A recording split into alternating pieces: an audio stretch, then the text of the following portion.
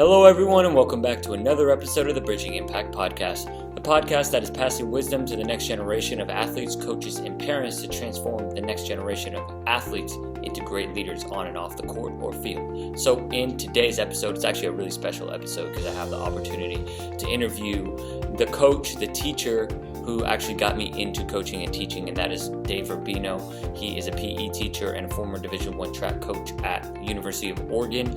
And in our conversation today, we talk just about the fundamentals of coaching, a lot of what I really learned in the day one of his class, but also like how to handle conflict within a team and so much more. So without further ado, let's dive in. All right, I'm hitting record. Hello, Dave, and welcome to the Bridging Impact Podcast. I'm thrilled to have our conversation today because, as I let the listeners know in the intro, you are the person that got me into coaching. You helped me through my first Boys and Girls Club class of teaching basketball, and here I am today still coaching basketball. So welcome to the show. Thank you very much. I love it. I'm glad you've continued. It makes me proud. I love it. All right, so let's dive right in. We kind of shifted a little bit of our podcast and how we approach it. So I want to kind of hit rewind and go all the way back to when you were an athlete and transitioning into a coach. Did you always know that you wanted to be a coach, or what was that transition from athlete to coach like for you? I had no idea I wanted to coach whatsoever. Our varsity basketball coach said, if you want to be on the JV team, the JV guys need to coach third and fourth graders. The varsity guys need to coach fifth and sixth. And I was like, something else to do. Are you kidding me?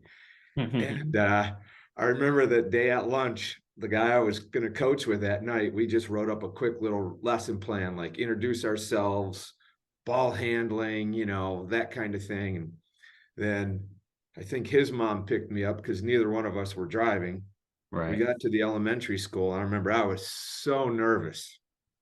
And meeting parents and everything, I was like, oh my God, I was so quiet back then too. I was just really petrified.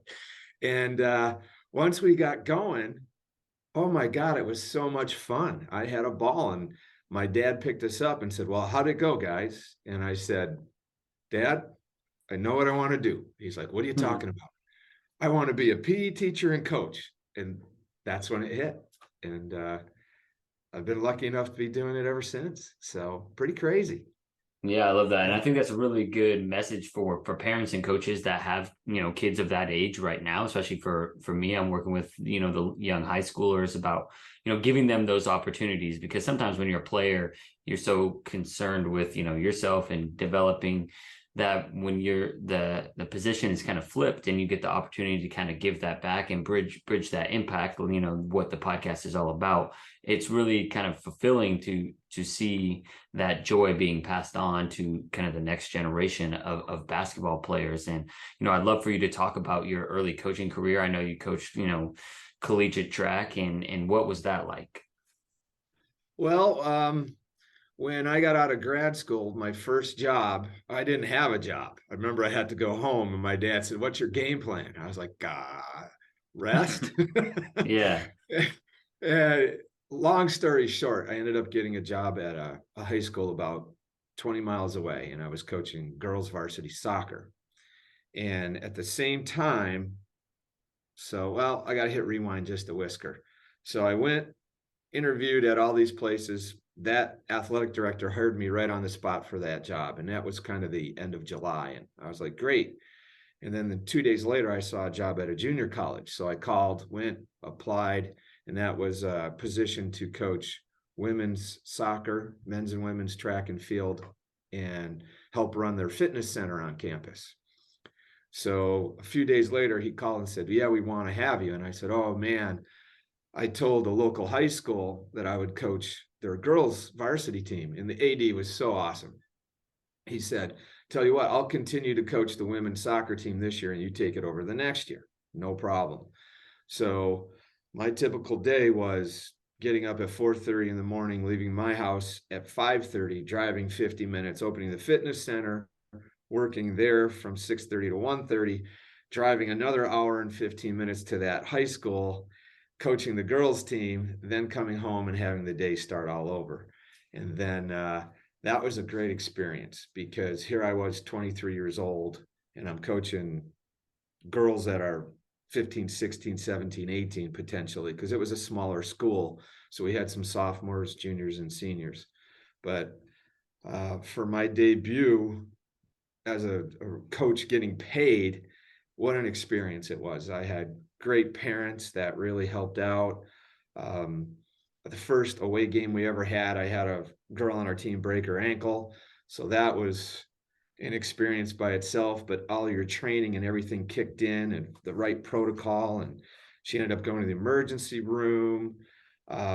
I told the bus driver, I said, can we go to the hospital and see her? And we did. And you have 20 girls flooding the emergency room. And Right. it was just total madness. But those things really help you understand everything that goes on. It's just not about the sport. It's how you treat people, being there for them. And I think that brought us together better as a team. So that was fantastic. And then uh, that spring, the men's and women's track and field team was a great experience, because it was junior college and I wasn't sure how far we were traveling, what the meets would be like. Um, I pictured it as a step up from high school, but it was much better than that. And that was a great experience. And I think what has really helped me from those 2 years at the junior college was coaching men and women. They're very similar, but they're very different. Um, I didn't have as many problems trying to monitor grades with the women, where the Hmm. men kind of get a little lazy in Yep. the academic department, so you need to stay on them a little bit. Um, there's usually never issues at practice with men. They usually go as hard as they can. Sometimes with the women, you have to motivate them just a little bit more, but they're more willing to please than the men. It's more about themselves, where the women, like, it's for them, but the team. So it was a great experience. I tell you what, traveling in vans and uh, going to places from an hour away to 3 hours away with a team of 22, and then with track, a team of 50. It was great. It was a great experience. I learned so much in those 2 years. And then recruiting. Here I was straight out of grad school. I never recruited because I was always coaching little kids. And Right. that was a big learning curve. At a junior college, can I go to a high school meet? Can I talk to the athletes? No one told me anything. The AD said, just go out and recruit. And I was like, well, I'm going to go to this game tonight. Great, go. So the first time I went, I remember I was very nervous, and I just introduced myself to the head coach. And he said, well, after the game, come on the field and I'll introduce you to all my athletes. I said, that'd be great. And then I started learning certain things, when we can talk to them, when we couldn't. Back then, late 80s, there weren't many rules at the junior college level. Hmm. So that was a big one. Recruiting it was a lot of fun at first. And then it got to be a lot of work after, I would say, my 8th year. After 2 years at the junior college, I was at 11 years at a Division I school in the Midwest, a smaller Division I school. It was a lot of work. It was a lot of work. But anyway, sorry, I started babbling. I apologize. No, I love it. I think one of the things that I would love to, you talked about the importance of, when those first couple of years when you are learning how to be a coach, right? Like I'm kind of in that transition right now as well, and learning just how you treat people and how you're there for them off the court actually translate a lot to, on the court or on the field or on the track. I'm curious, looking back now, what advice would you have given to your 23 and 24-year-old self, when you were first starting out in those first few years of coaching? That's a great question. First of all, relax. Don't be so uptight and nervous, Okay. and have fun with it. Have more fun. I was so worried that I was young, that I needed to make a statement like, hey, Mm. command style, if you remember from class, that's Yeah. how I'm going to Yeah. be. And I needed to be more cooperative, because I thought at first they're going to want to be my friend, because our age difference wasn't much at that point. But you know what? When I look back, I did a pretty good job, but I needed to relax more and have more cooperative stuff and have more fun, do more fun things during a practice. We had a foreign exchange student from Sweden, and she was a pretty darn good soccer player. And what I asked her is, we had a word of the day. We learned a new word every day, and we had to try to incorporate it through the practice. And I thought that was pretty cool, but I should have carried that out and continued that more, like even during the days when I saw them in other buildings or in the hallway or whatever, and just had more fun. I think I would also have told myself to talk more with other coaches. I think you can learn so much from watching coaches and talking to coaches, and I didn't do enough of that. Those two things I think could have really helped me. And the rest is just experience. You just got to throw yourself in the fire, and when it happens, and hope you do the right thing. Right. That's exactly kind of what we were talking about before. Like for me, like I've had so many awesome coaches come on the podcast and share their wisdom. And, I wasn't really able to truly apply it until I like went through that experience and felt like when I actually need to make adjustments, because you could probably talk about it as sometimes when you're creating a practice plan or a game plan, you have, what you want to do in your mind, and how my exact teaching points. But then you have to kind of come over here and do a teaching point about something else that came up, and just kind of like the art of coaching and being able to kind of pick up, where the team really needs to learn, a specific skill or a certain lesson.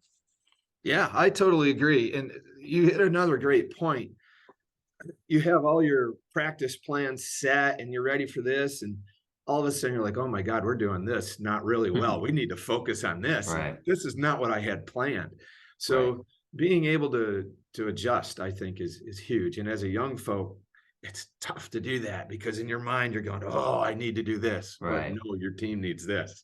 So yeah, excellent, Justin. Great point. Yeah, that is something I'm trying to come to terms with, because I in my head, right, we're gonna do percent of this. And what I'm kind of curious about, kind of diving into the the command versus cooperative styles, and kind of distinguishing from both, because I have as a coach, and one of the things that I did as a player is I was not the most athletic, but I was fundamental, right? I understand how to move, thinking we're specifically basketball, just how to play team basketball, move off the basketball, play help defense. And that's one of the things that I really try and emphasize as a coach. And I feel like I'm trying to learn the art of, the command versus cooperative. Like I do want to be a cooperative coach, but at the same time, like having standards of like, asking for those standards to be met and holding them to those standards. And I'm curious, what have you learned about the art of coaching, of like being cooperative, but at the same time, like having,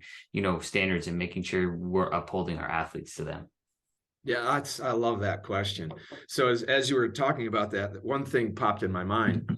When I was at the Division I school, probably had my best recruiting class.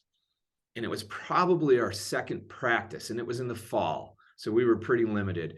I remember we were warming up. We did our active warm up, and then we did some PNF stretching, and a couple of the guys were like fooling around too much. And I said, hey, stay focused. This is important. We don't want to get injured, right. And someone made a comment, and I snapped at him, and it was a freshman. I said, don't you ever talk back to me. Do you understand? If you do, you can leave for the day. Right. And I was like, God, should I have said that? Should I have just said, hey, that's not how we do things here? Because he didn't know the routine yet. And I was thinking, boy, I could have been command style, but I could have incorporated some cooperative. I could have said, hey, bottom line is we don't fool around during warm-ups. Take it serious. We don't want injuries. Do you understand? Yes or no? Tell me why. But I didn't. I just snapped and I went command style on him. And I think 2 days later, he said something to me, came up, says, why did you yell at me? I said, well, I want to make a point. And it was tough. And then I apologized. But I think it's the little things like that you learn by doing. I think if you remember, I told a story, I had some issues with a woman on my team about doing specific things. And I met with her, we talked to her, the captains met with her, and she kept messing up. And We had an early morning practice, and it was the same scenario. She said something, and I said, "How many times do I have to ask you this?" And blah blah blah. And I just lost it, and I said a couple sentences in a bad tone to her, and I did it in front of the whole women's team. Not a good move. After practice, brought everybody in, apologized to her in front of everybody, and then we met after with the captain, and I just said, I'm done getting on your case. If you don't do these things, who knows how long you're going to be on our team? Who knows if you're ever going to be in school, because you're not balancing everything you're supposed to balance. So it's on you now. And if I was a little older, I would have had that finesse, that savvy, and just casually said stuff instead of snapping. So once again, the more you do, the better you get, as long as you learn from those situations. Right. And I'm curious, we talk about how do we go through this experience, but we want to make sure we are learning through this experience and reflecting on those experiences, because, as I kind of hear you talking, I think about, sometimes when I snap, right, and I maybe demand instead of asking a question. And I think asking a question gives them kind of like the cooperative choice of, like, thinking back to the goofing around in warm-ups, which happens all the time. And, when I'm coaching younger high school boys, so they're always doing that, right? It's like you said, like, hey, can we start taking this more seriously so we don't have injuries? And then that way it's like a yes or a no coach, instead of, hey, you got to take it more seriously, right? So just having that reflective ability. Can you talk about, what was that like for you? Would it be at the end of the season you talked to other coaches, or how did you do that? Well, for me, I'm going to go to the Division I level. It was just me with about 40 plus athletes. I coached the sprinters, hurdlers, jumpers, multis. So in another situation, if you have another coach helping, then you can get feedback from each other. And it's real easy to learn that. So one year I had a woman that graduated from Iowa State, and she was a very good sprinter, and she just happened to be working in the same city. And she called and said, "Hey, can I volunteer twice a week?" I was like, "You bet you can." So I would always meet with her and say, "Hey, what did you think of this practice? What did we do well? What did we work on?" And she would give great feedback, and she would ask the same of myself. But when she wasn't there, believe it or not, I would go to my captains. That was one of my rules, because we ended up practicing early in the morning. So I'd always ask the women's captain and the men's captain, "Can you come on in sometime during the lunch period?" And we would review practice. And they were everything to me, my captains. I was very lucky. I had a really good bunch of captains in my last 4 to 5 years. And we would interact and say, "Well, how was I today? Was I rough on so-and-so? I know I was yelling a little bit more over here. And how was my feedback? Did I ask enough questions?" Because in my opinion, in track and field, I always like to say, especially with jumpers, how did that feel? How was your approach? Little things like that. And to get feedback back from the athletes was tremendous. So that helped me. I wish I could have got filmed as a coach. I tried to film my athletes a lot, because I think that is one of the best learning tools you have. But getting filmed as a coach, I think you would see yourself, that nonverbal expression, I think, is important, as well as hearing yourself say some of these things, because sometimes you say, "Did I say that?" "Yes, you did. Oh my Lord," that kind of thing. So I'd like to do that now. I'd like to go around here in our town and just film coaches and say, "Do you have any idea this is how you act on the sideline?" It would be tremendous, but I don't want to put anybody in a bad spot. But Yeah, no one on the spot. I do remember when you came to one of my games. I think it was my second year coaching. I think one of the body language, pieces of feedback you gave me is, I think I, was constantly crossing my arms, and of course you gave me some other feedback around, the defense I was playing. Needed to play some more man defense. But talking about, body language and how important that is in the nonverbal communication for coaches. It's tremendous. I'm going to give you an example. It's something I saw last year throughout a high school basketball season. The one coach, his nonverbal actions, in my opinion, were more detrimental than when he was speaking. Stamping the floor, hands crossed and putting his head down. And then you could just see his hands uh, making fist and like pounding up and down. And you could see the reaction from the boys on the floor going, oh man. And as soon as a kid made a mistake, he would turn and look at that coach. And the coach was about to explode, but he didn't. He maintained himself verbally, but not non-verbally. And you could just see it in the athlete's face. Oh God, I don't want to come out of the game because he's going to ream me. But I think the nonverbal could be much worse than the verbal because you're seeing it. And I think here's the old proverb, actions speak louder than words, right? Right.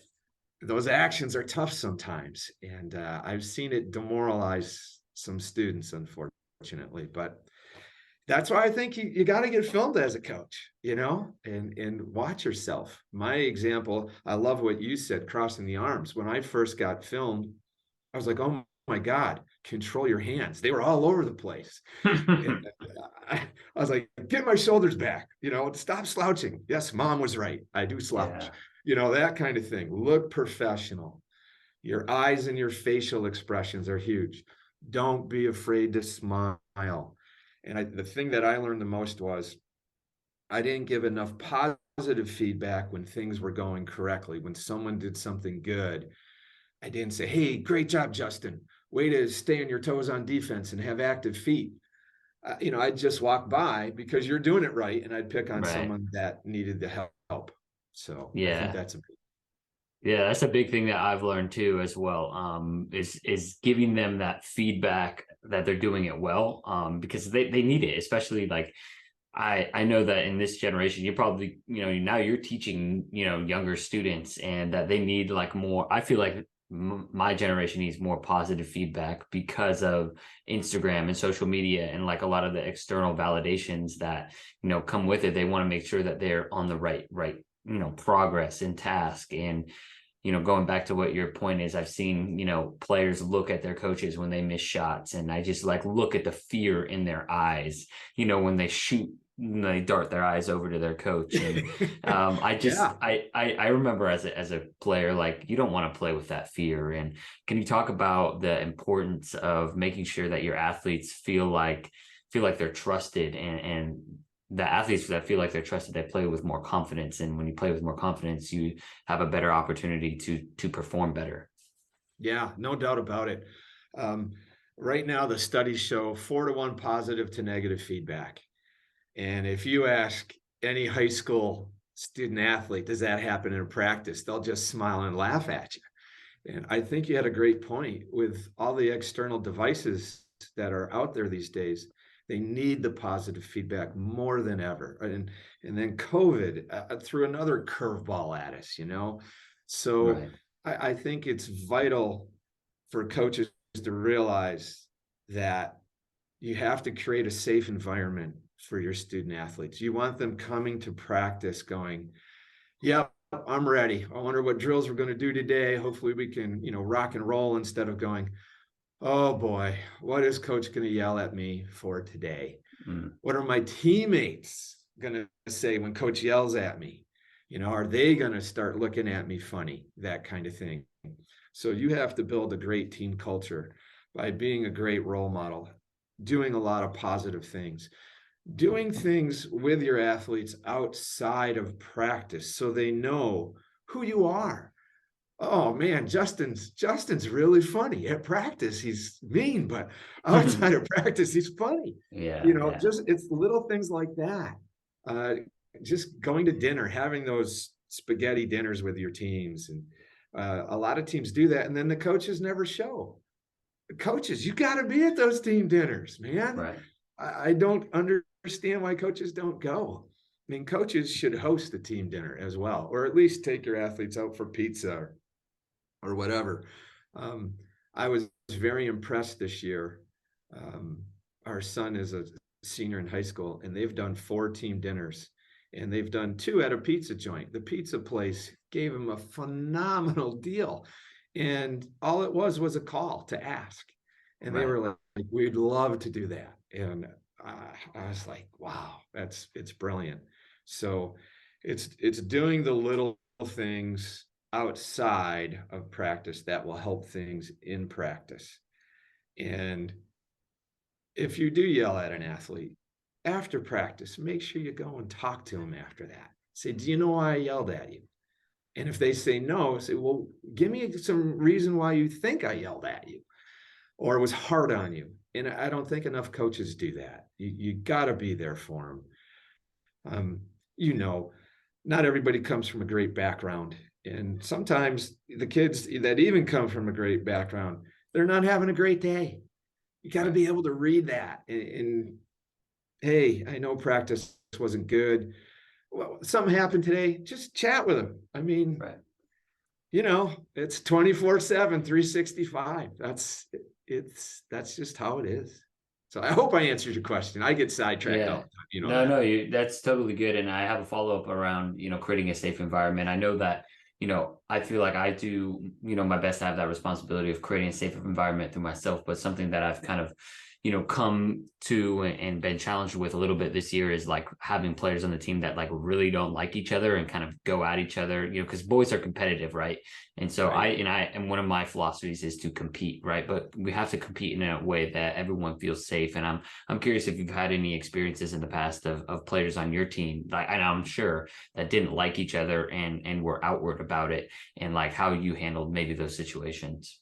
Oh boy, you lit a fire right there. My my first year at the Division I school, we had an away track meet, and an athlete came running to me and said, "You need to get to the bus right now." I'm like, "We're in the middle of a meet." She's like, "No, so and so and so and so are fighting." I'm like, "Really?" She's like, "No, not arguing. They're going at it." So I get on the bus, and these two women are pulling hair, throwing punches. I just run in there, pull them apart, and talk to one. Then I talk to the other. Well, we dropped the baton on the 4x1 relay, and they were blaming each other. And that's why the fight occurred. I was like, "Are you for real?" And this was my first year. So I was trying to change the culture because the culture wasn't good the previous 2 years. And those two would not talk, they wouldn't come to an agreement. So they were my first and second leg. So I made them my first and fourth leg. So they would never have to deal with each Right. other during the relays. Practices, it was pins and needles. Um, I got captains involved, I got counselors involved, and they just despised each other. So we fought through the season without really solving that problem, which was a huge bummer. I was 25 at the time, and I didn't know what else to do. I didn't know who to go to, and it was a bad situation. Uh, but the one graduated, and then here's a funny story to this whole part. The other one came back next year and had a good season, and then 3 years ago, um, our baseball team, I went to a baseball game because they were playing my old university, and I was walking to the bathroom, and I had a sweatshirt with my old school and a jacket with Oregon on it. And the Uh-huh. guy said, "How can you root for both?" I said, "Well, I coached there and I work here." He's like, "You're kidding." He said, "Our son plays on the baseball team." Bottom line is his wife was the one that got in the fight, and she was at the game. So I went down there and I said, "Hey, do you remember me?" And she looked at me and said, "Oh my God, Dave."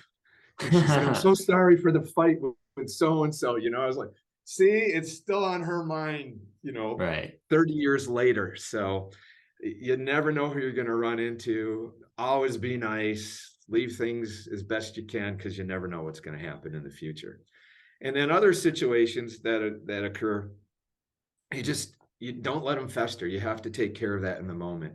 If it means you have to stop a practice and take care of it, then do so. If you have assistants, let them carry on practice, and you take those two athletes to the side and listen to each side and try to let them figure out how you can alleviate that problem. And hopefully you can be the mediator and just take care of things. Um, For guys, usually it doesn't linger, but for women, it usually does linger. And then all of a sudden, half the team takes one side, the other half takes the other side, and your season is done. It doesn't happen. So try to resolve issues as quick as you can and be that mediator. I think that's real important. Right. There's no quick blueprint and fix to it, No. but just doing our best to, kind of figure it out and, be able to listen out to both sides and addressing as soon as possible, because you're right. As soon as it's split, the team's not connected anymore. And like you said, the season's over. I'd like to transition to kind of the career shift, right? Going from, being a college coach to now, you're at University of Oregon, a PE teacher, and giving back, the game necessarily to, future coaches like myself. And what has that transition been like? And, now in this, shift and period of your career, like what is your focus and your aim? Yeah, great question. When we moved out here, my wife was a Division I coach. I was a Division I coach, and we came here, and my God, the first weekend we looked at each other, and I said, well, I don't have cross country practice. You don't have volleyball practice. What are we going to do? She said, well, I'd like to see the ocean. I was like, oh my God, we have a weekend. So it was nice to be able to do things at first, but then right around Thanksgiving, I started getting really antsy, and I really missed the coaching. And I called a couple high schools around the area, and I said, hey, I'd love to volunteer. And believe it or not, out of all the schools, only one said I had a position, and they said we need a throws coach for 2 days a week. And I was like, well, if I'm going to do it, I want to be there every day. That's just how it is. So I didn't do it. So it was tough the first year, but I was teaching 8 classes a term at that point. And coaching can be defined many ways. Teaching's coaching, coaching's teaching. You're engaging with students. And so that helped fill the void. And I kind of got away from it and missed it a little bit, but it wasn't bad. And then when our son turned 5, all of a sudden, one of his buddies' dads was coaching a basketball team, and he asked if our son wanted to play. And I said, well, I'll ask him. And I knew he was going to say, yeah. And all of a sudden he said, hey, you want to help me coach? And I was like, oh, most definitely. Yeah. So I had the best of both worlds. Here I am teaching with no pressure of winning or losing. And then I get to be an assistant coach, which is even less pressure than being a head coach with little kids. So it was great. And then I tried to always be an assistant with him, not a head coach, throughout his sports until he got to high school. And now I'm just a fan in the stands that goes, oh my gosh, why is this coach doing that? Why is this coach doing this? Yeah. So it was a tough transition, but I enjoyed going back and actually helping head coaches assist my son and working with his friends and other kids I didn't know, and in all different kinds of sports. It's funny because I'm hoping to retire in 2 years, and someone said, what are you going to do? I said, I may coach little kids. Yeah. You know what? There's nothing better. Right. I love the 3rd grade level because that's when skills start to really happen. So we'll see if I do it or not. Awesome. Well, yeah, no, I think really just transitioning from, being in that win and loss and the head coach to, kind of like empowering other coaches and being the assistant coach and kind of uplifting, the next generation of coaches is something that, obviously you've done it, with me. Like, I'm still coaching to this day, and I love coaching. I don't plan on stopping anytime soon. And, just kind of keep that ball rolling and, continue to bridge that impact, the same thing, with our podcast message and, with our final 2 minutes. I just want to, kind of give the floor to you to see, for those that are young coaches and their parents that are listening to this podcast as well, what would your final pieces of advice be, to continue growing as coaches and making sure that we pass along the impacts to, the young athletes, and that they make sure to get them to maximize a positive experience for them. Right. don't be afraid to start to coach, because it is one of the most rewarding things that you'll ever do. And someone once told me a coach in one season that may be 8 weeks long has a bigger impact than anyone can have on someone for a year, because you're with them a minimum of 2 hours every day, and you see them in good situations, bad situations, and as a coach, usually they look up to you. So keep going, keep talking to coaches, go to clinics, don't be afraid to mingle. I mean, that's the biggest thing. You might learn one thing from going to seminars, but you might learn 10 things from just talking to 2 or 3 coaches that are there.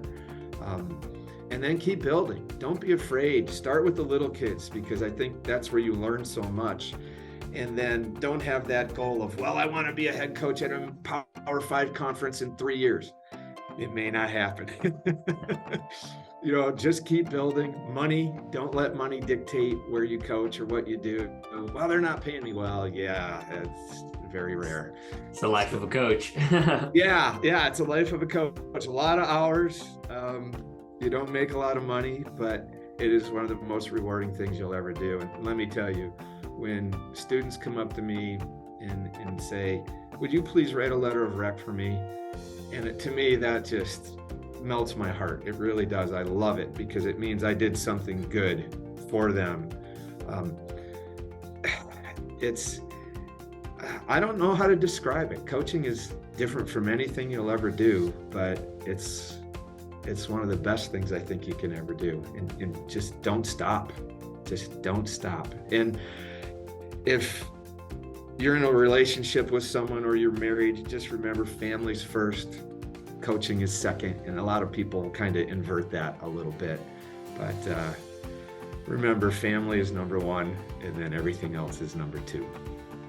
I love that. That's a great reminder. And there's nothing more rewarding or fulfilling about coaching. And I started the same way. I started with 7th and 8th graders, in Eugene, and then I coached ages 4 to 14 here in Los Angeles, and now I'm in the freshman and sophomore, so I'm moving up little by little. And Dave, thank you so much for sharing your wisdom with myself and the community today. I really enjoyed this conversation, like I always do. No problem. It's a pleasure, and thanks for thinking of me. I really, really means a lot. So thanks. Thank you for listening to this episode of the Bridging Impact Podcast. We'd love it if you would like, subscribe, leave a comment and a review on whatever platform you're on. It's the best way to help us grow. We appreciate you for doing that. We'll shout you out on social media. I'd also love if you connected with me on social media. Let me know your thoughts. And this is why I do it. I want to share knowledge and wisdom from experienced leaders to people like yourself and myself, so we can have this dialogue and move forward, make an impact on the world. So stay tuned, stay subscribed. Cheers.